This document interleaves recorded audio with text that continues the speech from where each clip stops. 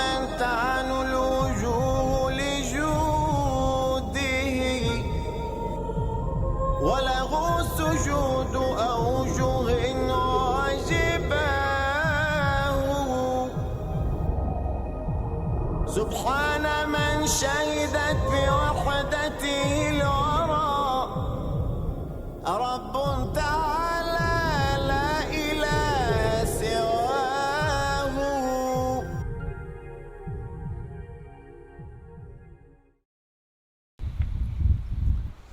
بسم الله الرحمن الرحيم سبح اسم ربك الأعلى الذي خلق فسوى والذي قدر فهدى والذي أخرج المرعى فجعله غثاء أحوى سنقرئك فلا تنسى إلا ما شاء الله إنه يعلم الجهر وما يخفى ونيسرك لليسرى فذكر إن نفعت الذكرى سيذكر من يخشى. Assalamu alaikum. Hello and welcome again to our program Path to Guidance. Today we are with a special brother who's going to share his journey through that path and the steps he took until he arrived where he is right now. We are on the outskirts of Dallas, Texas, a beautiful place, a place of spirituality actually, where we are right now.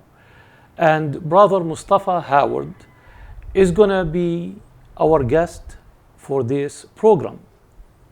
Every one of us, especially those who are born into a certain faith, we do not have these experiences the brothers and sisters have when they change their faith and when they come to Islam. It's totally different lifestyle, totally different world for them, but they see it with different eyes and they approach it with a different mentality. And they adhere to it in a way that makes many of us ashamed of the way we look at our faith sometimes. With me today, brother Mustafa Howard, who came to Islam about 25 years ago. And he is being a beautiful Muslim since then. He's very active in the Muslim community. His life changed. His approach to life and his outlook on life has changed also with the Islamic teaching he received. And he is going to share with us what he experienced on that path, the path to guidance. Brother Mustafa, thank you for being with us today. Jazakallah khair. As usual, we would like to start by telling our viewers a little bit about your background, where you grew up, your upbringing, your spiritual or religious background, your education, and how you first came in contact with Islam. Would you please take us through that period of your life? Inshallah. Alhamdulillah, the family I grew up in was a very good, very stable, healthy family. It was actually a very happy childhood. We had, some religious experience and some education. Not an overly religious family, but a very normal working class kind of family. Alhamdulillah, education-wise, Allah subhanahu wa ta'ala gifted me. Alhamdulillah, I was always in, advanced educational programs going up through high school. When I came out of high school, was like a candidate for, merit scholarships. So alhamdulillah, I was very studious, very serious student as a child. And I was in, I guess, my second year of college. Where was that? In Oklahoma. This was in Norman, Oklahoma. So I was at school at OU, at Oklahoma University, at the time that I was introduced to Islam. MashaAllah, MashaAllah, great. And in your childhood, your high school years also, you were surrounded by people from different faiths, I believe, in your community. Oklahoma is one of those places where people are pretty much the same. Okay. There's not it's not like the coastal cities where you Yes. have a lot of diversity. I do remember in junior high seeing, I think in the school of 1,000 students, I remember maybe 2 Muslims, and there were 2 young women wearing hijab, and this was in the early '80s, and they were quite a curiosity actually for the rest of us, but myself, alhamdulillah, I did have friends from overseas. One of my best friends was from Korea. So, Allah gifted me, alhamdulillah, with kind of an open attitude towards people. And always a curiosity for Did religion play for the world outside of Oklahoma. Did religion play any role in your house life? Very little. I Very would say in my early teens we did attend church regularly, but that was a period of a couple of years, I think. And I did have my own kind of studious attitude towards the Bible, but that was kind of self-driven, self-initiated. I had an internal spirituality. So you have an that inclination. was there. I did at have the an beginning. inclination. Yes, Okay. I did have something there. Yeah. So, in college now. College you was came- was a very different story. So tell us about And that it, period, it was please. well. I was in every party that that happened in town. So, senior high, I think I started exploring other parts of life. Okay.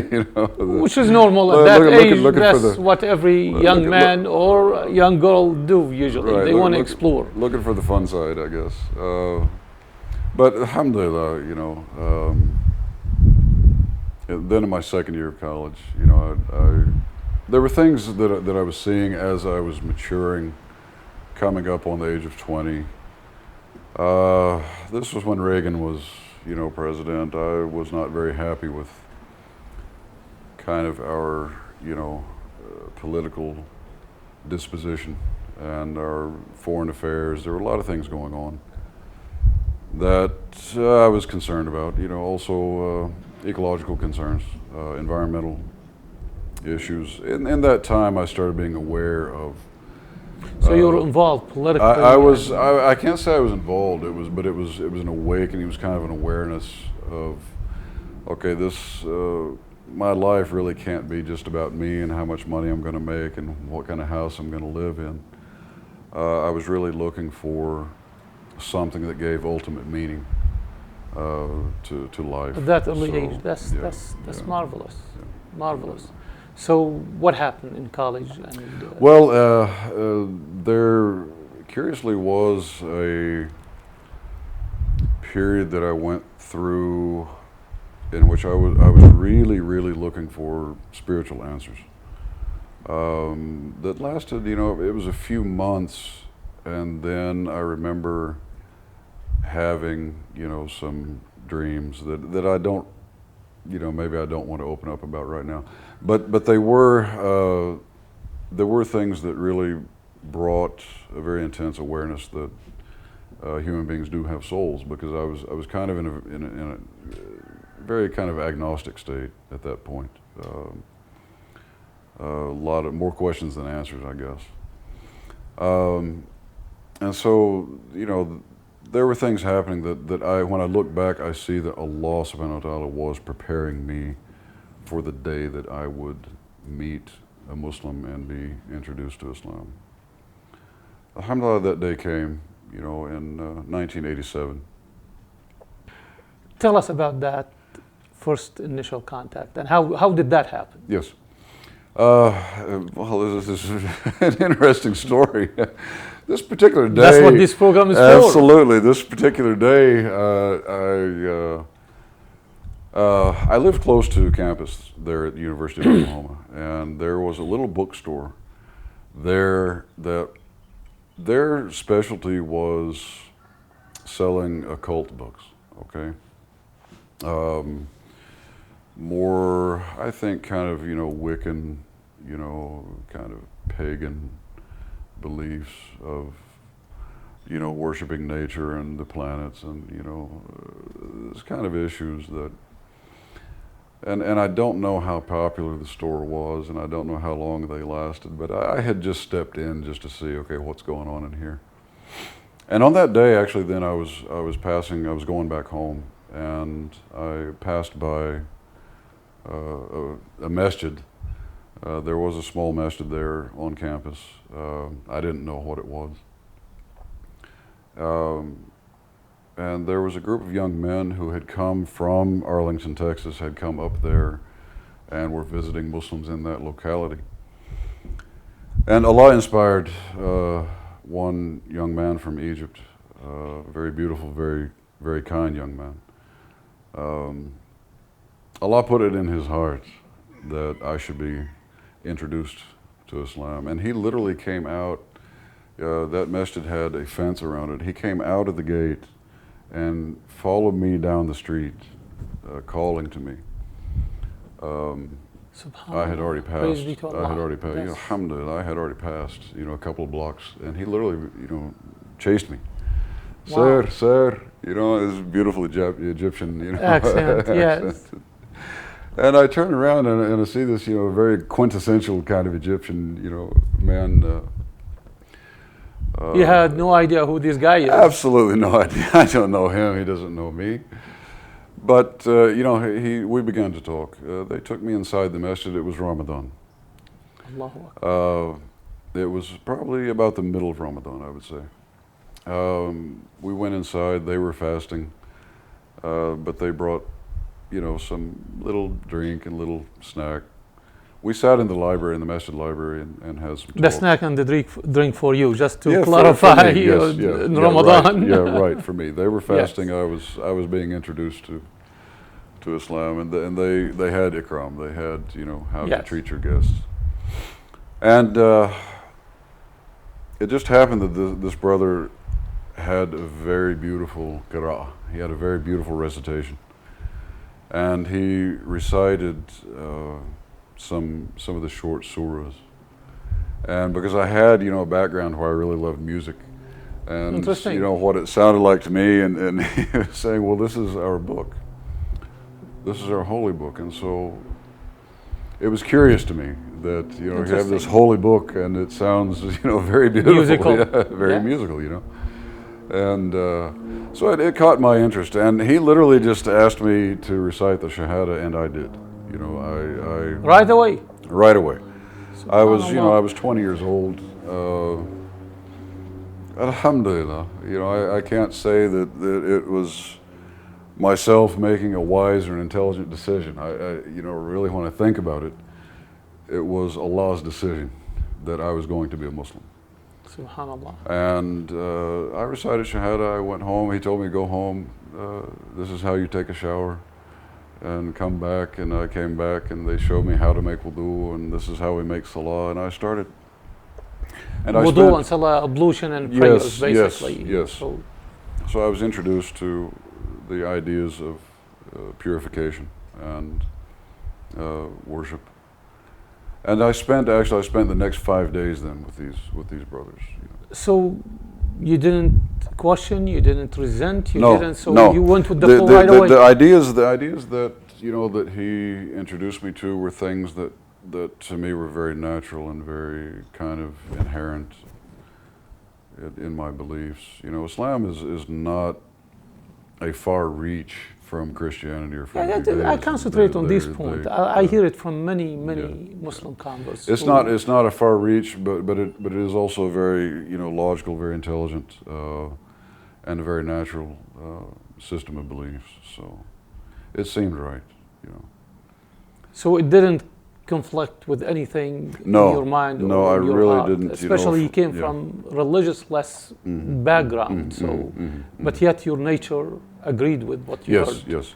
I would say that at that point, I had kind of gone away from the idea of worshiping Jesus or believing in him as, Son of God or whatnot.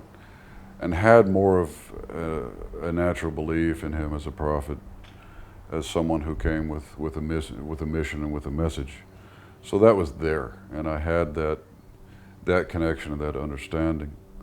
But I was not affiliated with the church anymore at that point. So when this Islamic views about Jesus, probably heard it in the first day or second day, and the concept of God in Islam resonate with your natural thinking. Yes, yes. Interesting. Yeah. That's extremely interesting. And after those 5 days, what happened? Well, your family now, right, your friends, and this is that became it started to become interesting. These young men had to come back. They were still in school, so we spent 5 days together. We went up to Wichita, Kansas. We came down to Denton, Texas. Spent a couple of days, but then we had to part ways. They had to come back and go to school, and I had to go back to my job. And I had just turned 20. I mean, it was, in these days was my 20th birthday. So then I went back and I was able to meet some of the people in the masjid, good people, but they weren't, I guess, as diligent in following up, with me as a convert. I was the first convert they had, maybe that they had met. There was a professor at OU who had entered into Islam at around the same time, possibly a month or two before I did.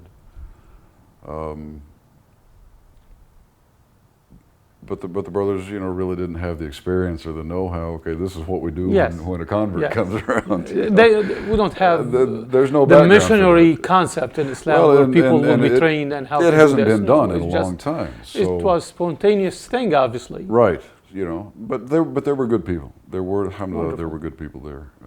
So then over the next few months, I kind of had to struggle with expanding my understanding of this religion. Okay, I was still, I'm Muslim now, but it's like, okay, now what? And then, some other events came about, very spiritual, very personal, actually, events. One night I spent sleeping in the masjid, actually. Share that with us. I can. It was, there was a night, this was probably sometime in August. So I had been a Muslim for a few months, maybe 4 months or so. I lived in a little apartment that had no air conditioning, okay? And it's August in Oklahoma. It's like 110 outside, And one night I was trying to sleep and I absolutely could not sleep. I'm just, I'm laying in bed and I'm just sweating and sweating. So I said, you know what, the masjid, the way they built this little place, this little mosque, it has windows on all sides. So let me go camp out in the mosque tonight. So I went there and I opened all the windows so I could get a little ventilation going, turned on the ceiling fans, and I just laid down. And really, like the hadith that Rasulullah sallallahu alaihi wasallam mentioned about the man who was lying down to sleep and his wheels were turning and he was thinking about Allah's creation. And there was just an awakening, and he suddenly just jumped up and he said, by Allah, I know that someone has created you, And so this was, I think, a very similar situation, that I was really, really reflecting deeply on the origins of creation and the origin of our universe, and so. And it was like Allah again threw the door open and light just started shining in. And I literally, it was probably 3 or 4 o'clock in the morning and I had not slept. And I just jumped up, I turned the lights on and I went and grabbed the Quran. And that was then the first time that as I read the book of Allah, then I knew that Allah was speaking, to me. So that was, I guess, probably the beginning of having a very, a firm faith in what this book is. The beginning of the journey, actually. This was like a new beginning. Yes. Maybe a second stage of growth. Well, alhamdulillah, from there, that was like the fire. I mean, I couldn't Allahu stop. Akbar. You know, I really, you know, became like a permanent fixture in the mosque at that point, and continued my studies, and I decided to move then to Arlington, and I came to Arlington in How long after? September, October. This was maybe 5 to 6 months after I had first recited Shahada, the testification of faith, that I moved to Arlington. I've been in Arlington then since late 1987.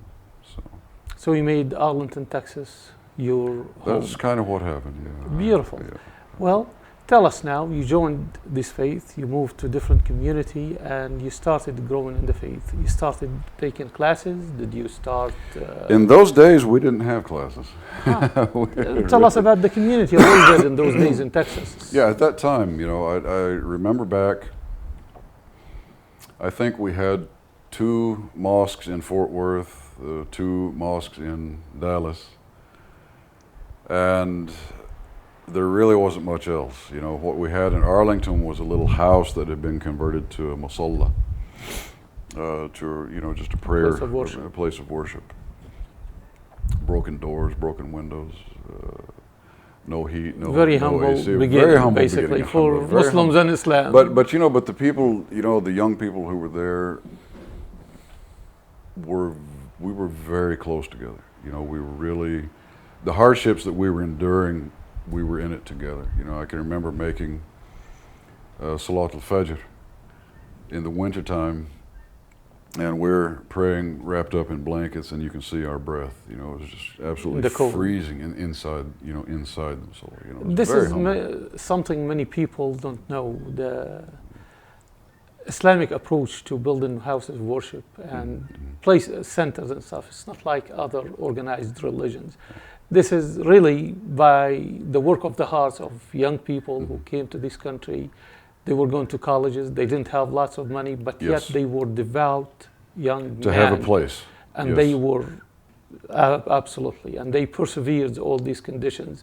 And they sacrificed the little money they have in order to have a place where they can gather and worship. You don't see that in many religions around here. How did that affect you, affect your attitude toward Islam? Young people, well, and yet they have this, if you want to call it this, not jealousy, seriousness about their faith. Well, I tell you that, you know, I mean, I was always attracted to the simplicity of Islam, that Islam is available, you know, for all people. Beautiful. All individuals and all communities. It's not a requirement that you have a big formally built structure. You know, we can pray, you know, anywhere that's clean. And it was honestly attractive to me that, you know, our Prophet, the best of all creation, you know, but he ate, you know, sitting on the floor. You know, that simplicity to me was actually very attractive. And I get a little nervous, a little shy in these very elaborate mosques that are built nowadays, you know, because I had a different background, you know, different introduction. I see. Yeah. I want to see your family reaction now, your friends' reaction. Was there any resentment? Oh, it was, you know, in those days, you know, if you just say Islam, no, they had no idea what is Islam, what is Muslim. No, they had no clue. They just basically think, well, he's lost his mind and he's gone. It's a phase. And he's gone now, you know, or maybe he's passing through a phase. But there were, I'm not going to say resentment. There was some later when they realized that I wasn't coming back, you know, to their belief. Initially, I think it was just confusion, just really clueless, because I didn't know what to tell them. Honestly, I mean, I had a few things that I could discuss with them about, well, this is our belief as Muslims, and here are the similarities between our religion and Christianity, and here are some of the differences. But I had very few facts at that time. So it was, but it was a decision really that I had to make to get out of the environment that I had been in. I couldn't be around the parties anymore, you know, and I had to be in an environment where I could grow. We didn't have formal classes or anything like that. We used to have simple little circles of reading, but it was very simple, very humble. We really didn't have scholars even in those days. We had very few books in the English language. Very That's what few. makes your story is very interesting to me and to our viewers, absolutely. You mentioned something that is extremely, extremely important and touching, and I heard it from many people, that you picked the Quran and you felt that God is talking to me. I want you to elaborate on that. Many people don't understand this concept. Tell us about the Quran. It's the personal words of God to humanity. Yeah, I think elaborate on that. The Quran can be approached in different ways. A person can, even without being a Muslim, can pick it up and just start studying these stories and these facts and reflecting on it and getting more details and asking questions about commentary and meanings. That's something that can be done. But as far as picking up the Quran and I guess feeling or hearing the speech of the Almighty talking to you, that kind of awakening is, I don't know how you would induce that yourself. You can try. I mean, there are, you can go into retreat, into seclusion, go through certain practices of kind of purifying the self and trying to awaken the inner spirit and awaken that, you know, that voice. But I think that ultimately that's, you know, that's something that only God can, you know, can make happen. So. And through the Quran, you found that. You found Alhamdulillah, that. yes. Alhamdulillah, yes. Allahu Akbar. Now, you grew up, your English was your mother tongue. And to me, as an Arab, when I read the Quran in my native language, which is the Arabic, the Quran is in Arabic, I see something in it that is very special. However, for the translation, how did that translation conveyed that message and that feeling to you? Well, I'm going to say that it is different. You know, I have been able to, of course, pull out more meanings as I've been able to study a little bit of Arabic, to get a grasp of, you know, some of the language and to go through some of the traditional commentaries.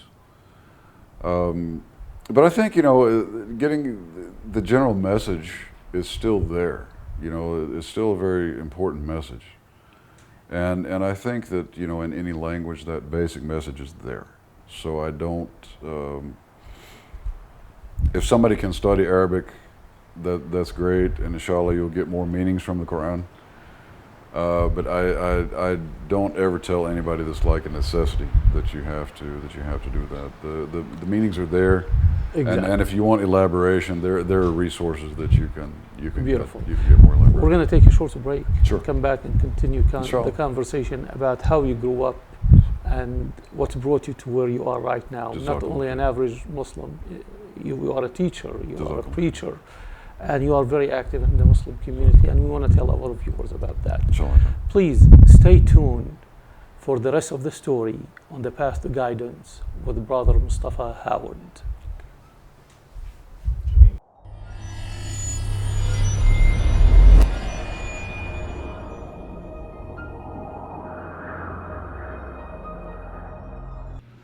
يا أيها الذين آمنوا كونوا قوامين بالقسط شهداء لله ولو على أنفسكم أو الوالدين والأقربين.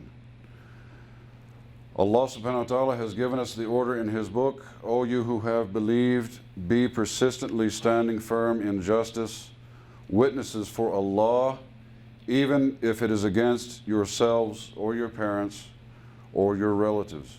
Allahumma ighfir lil muslimeen wal muslimat wal mu'mineen wal mu'minat al ahya'i minhum wal amwat.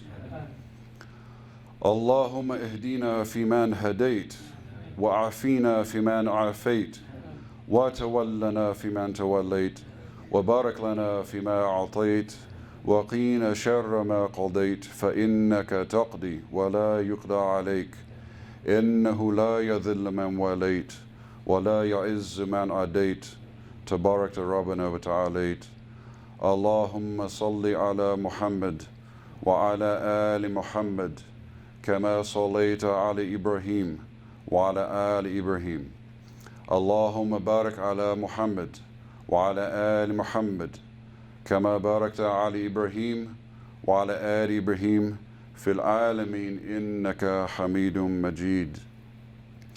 My dear brothers and sisters, let us worship Allah subhanahu wa ta'ala, who is our generous creator. Aqim as-salah.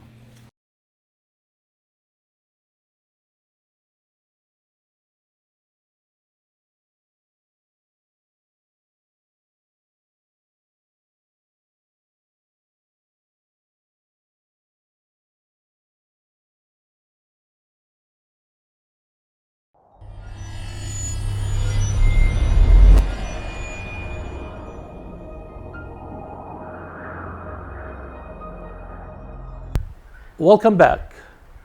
We continue with our brother Mustafa, and we're going to listen to what he faced when he came to Arlington, Texas at this segment. So, brother Mustafa, you came, you started studying, you started associating with other Muslim students who were here. Tell me about that beginning and how the growth in Islam started in your life. There was, again, we didn't have scholars, okay? We had very few books, and so learning Islam in those days required a lot of effort. Okay, if I wanted just to meet another convert, I would have to drive several hours away. I used to drive to Houston just to meet, and there were a few convert brothers down there that I knew.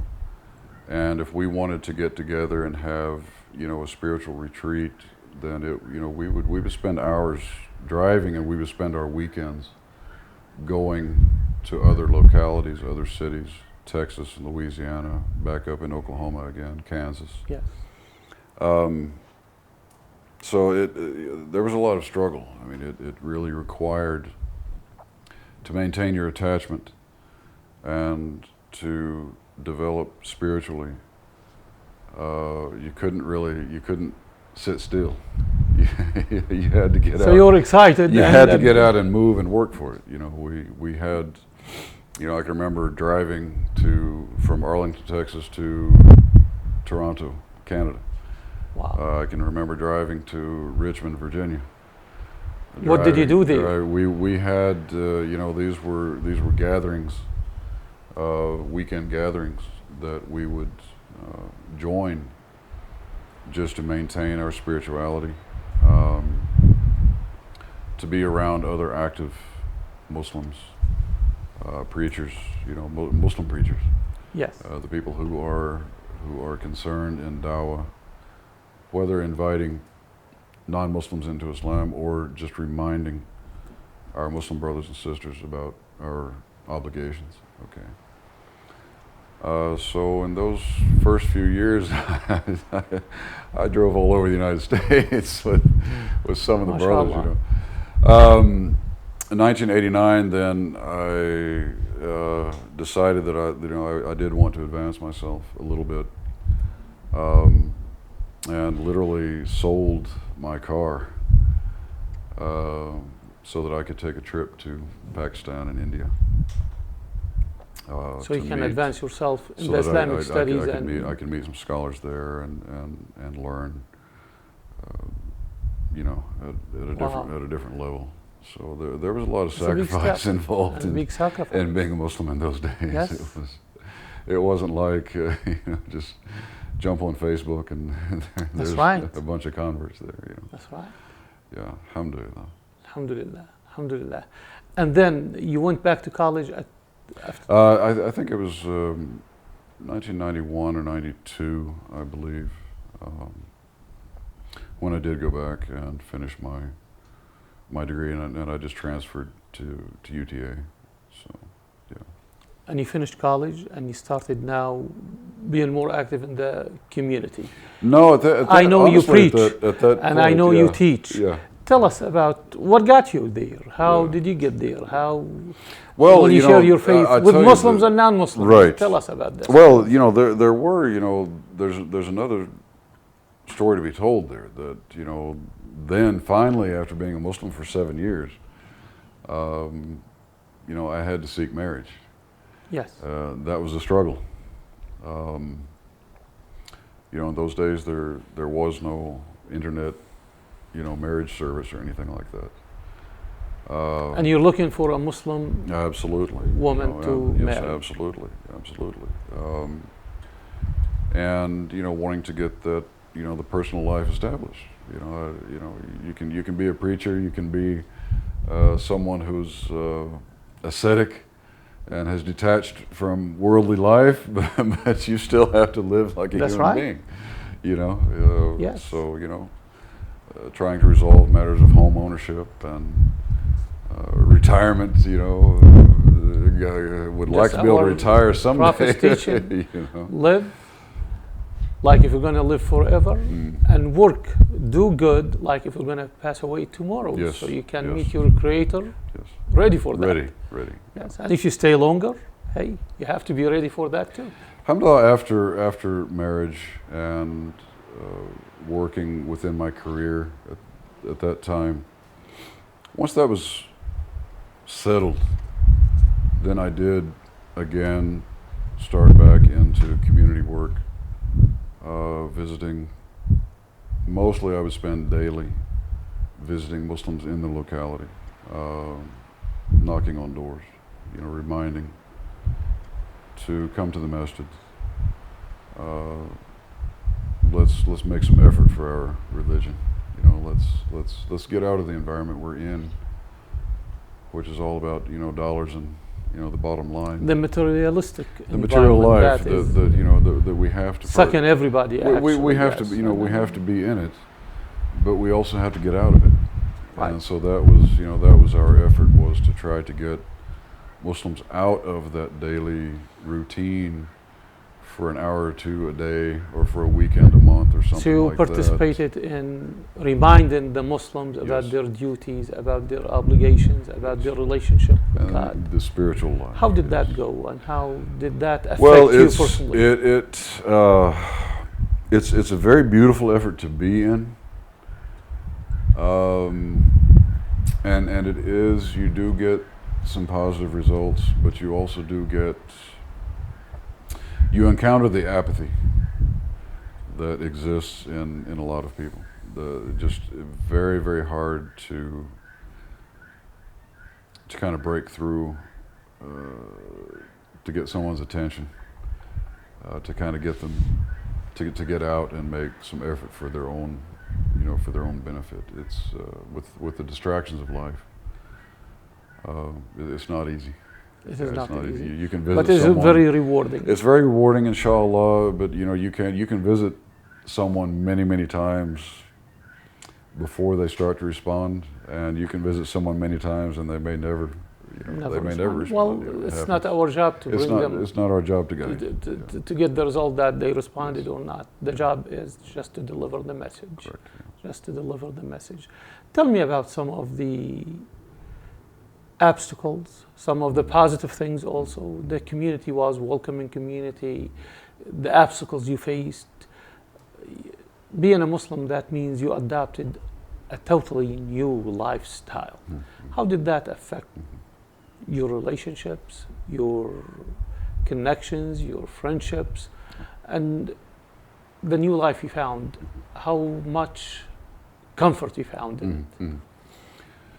Well, it does need to be understood that, and it's not for all converts, but for a lot of converts. You may, after coming into Islam, you may have problems in your family relationships. It is very likely that you're going to lose some of your friends, if not all. Now, for me, because I actually physically translocated myself, so I really was very cut off, from my friends and my family. And you can also kind of lose your place in society. You're in a different world. You're experiencing a different worldview. You've got a different set of goals and objectives. You have, a reality that the spiritual reality, the reality of the hereafter. These are things that are outside of our mundane life, and you don't hear people talking about this in the corner coffee shop, here in the United States. So you can be very isolated. You can be just kind of living in your own world. But now, alhamdulillah, with the Muslims, alhamdulillah, I had very good people around. The best Muslims in the community were around me. But I would say that there's a tremendous amount of work that needs to be done, because I was a young man really not understanding all of the changes that I was going through myself. I can only look back on it, okay? And kind of not understanding that I still needed to establish myself in my worldly life. I was all committed to the spiritual. I see. So you lost balance, basically. And this is very important to share with people. Absolutely. It's very important. This religion is about balance, actually. You don't need to neglect your own future. Absolutely. Okay, I'm going to get older. I'm going to need to get married one day, and I need some help from my community to make that happen. I'm going to want one day, hopefully, to own a home. This is something that's sometimes forgotten, but you do want to one day, as you get older, you're probably going to come to a day where you can't work anymore, or you can't work the way you used to. You need to not forget your future, True. Career, establishing yourself, and preparing for the advanced stages of life. But also, having that stability. I'm not saying that we need riches to be good Muslims or to help Islam. There's so many ways of helping Islam. But you do need your stability. True. And that can be very challenging, very difficult when you have, you've lost your own, you're as an American, you're not a part of your own clan anymore. You're in. You lost your old world, and now you are in a new world. Well, you're trying to find yourself in a different clan. Right. This is a different tribe. True. And you're around people that have different language, different culture, different norms, different expectations, different social behaviors, different kind of mentality, and that can be challenging. Okay, you went through a lot of challenges, obviously, but the idea that you came to a faith that presented you with this, did you ever think, what did I get myself into, and is there a way out, or? I can say that thought and that question honestly has only come about in maybe the last 4 or 5 years. The reason being that there were many things overlooked in establishing my life, okay? And when I got into my 40s, then everything really started catching up. So, but it's not a matter of, oh, well, do I now want to think about leaving Islam? That's not a question, okay? Inshallah, that's not going to happen. But it is now readjustment, basically. It's now trying to see, okay, the things that got broken along the way, what can I fix and what can I not, But also then it leads my thinking in my work in the community of trying to make sure that young converts are not going to make the same mistakes. Beautiful. Okay? Beautiful. That you need to you need to think about these things, and you need somebody around you that can help remind you. So To- you need to the keep your mentor balance. systems to be in place to guide these people. I believe that very much. You know, now that's not the same for every convert. True. You know, there's no such thing as typical converts. You know, people come from different situations in different times, at different stages of their life. So, but I do believe that particularly young converts, especially, could benefit from the experience of the people who've been there. So we do try, we have some effort going on where we try to be there, you know, just to, for when people have these questions, or if we notice things getting a little out of balance with somebody, that we want to be there, we want to be observant. So. What do you see? Or let me ask you this question after this upcoming break, please. But I want to ask you really, I want you to think about it. Where do you see yourself, the community you are in right now, are heading?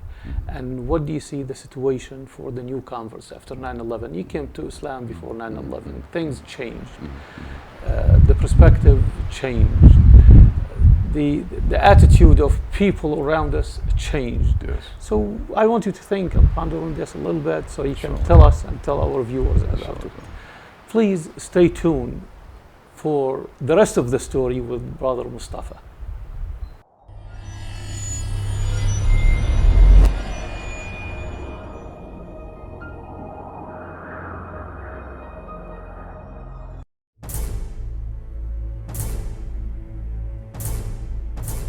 Problems that converts face can begin, honestly, with the day that they recite their Shahada.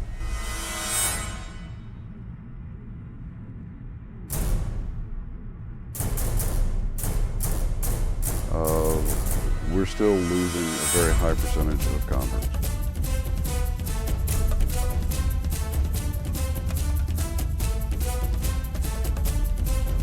There's a large percentage of converts that will be lost to the community right there, right from day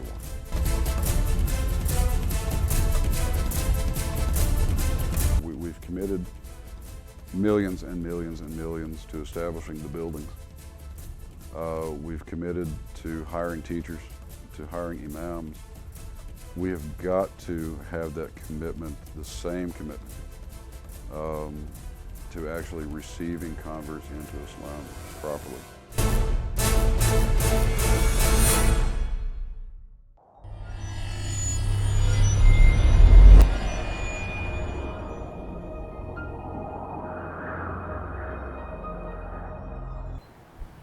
Welcome back.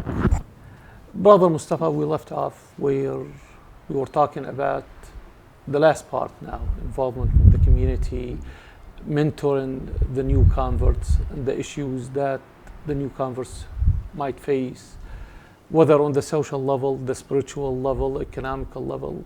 Can you elaborate a little bit about that and tell us one more time about your growth?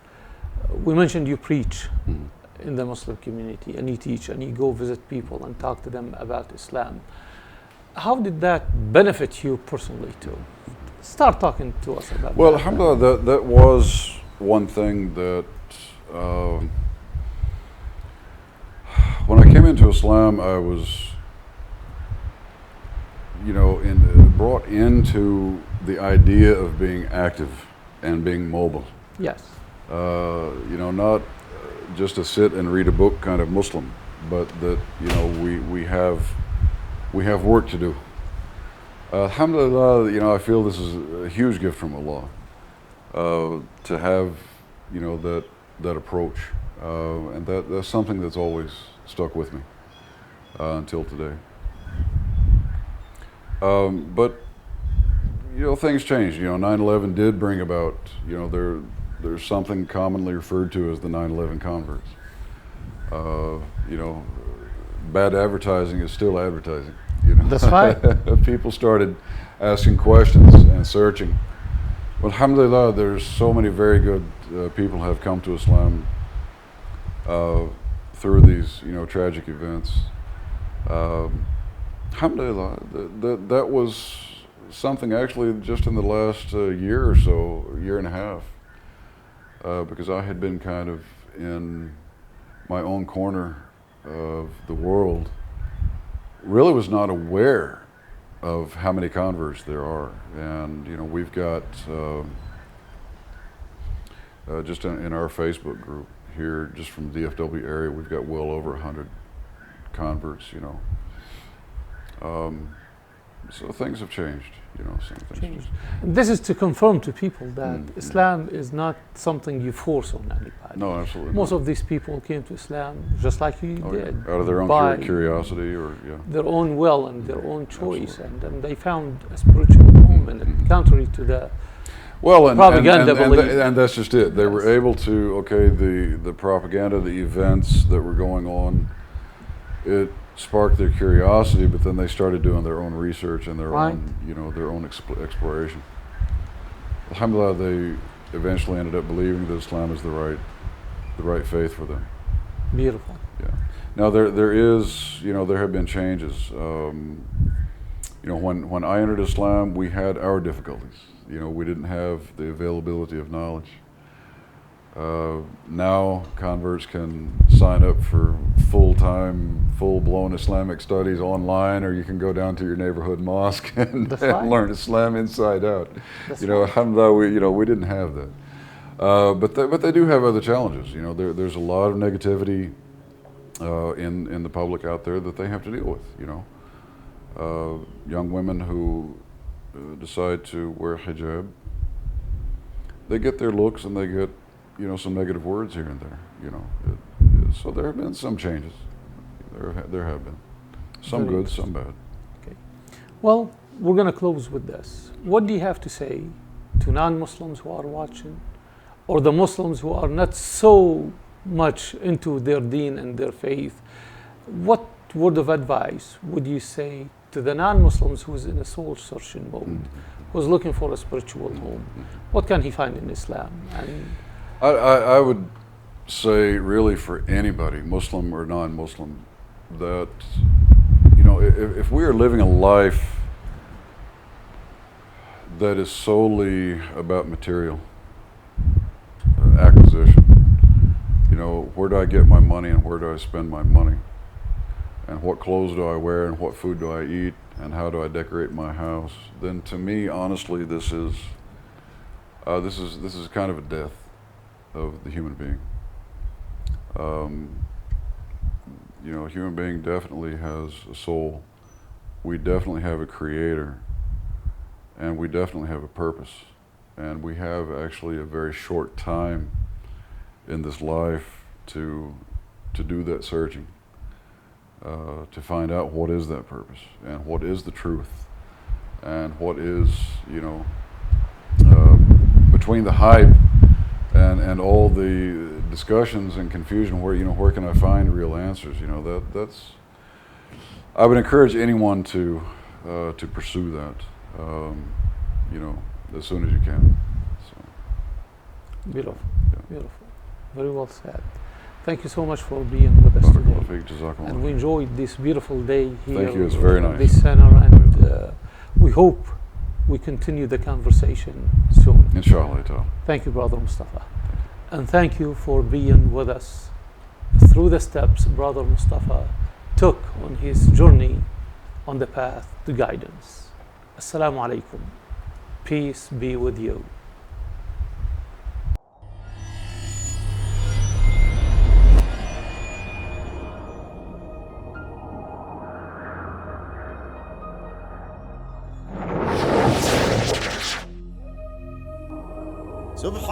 سبحان من تعن الوجوه لجوده وله سجود أوجه عجباه